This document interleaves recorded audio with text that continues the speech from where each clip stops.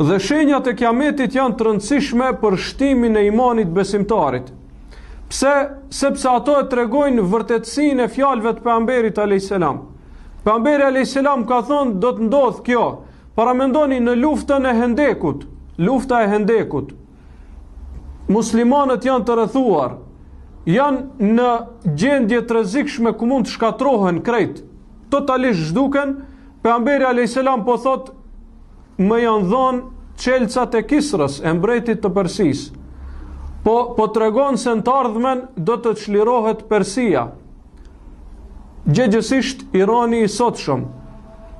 Pra në një gjendje të vështirë pejgamberi alayhis salam po tregon çka do të ndodhë, diçka shumë e mirë, pra se muslimanët do të arrijnë në kulmin e sundimit në këtë botë.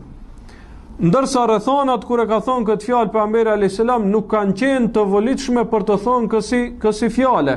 E kjo çka tregon kjo? Kjo tregon se fjalët e tij vijnë prej Allahut subhanahu wa taala dhe e vërtetojnë misionin e tij, janë si një lloj mucize e pejgamberit sallallahu alaihi wasallam.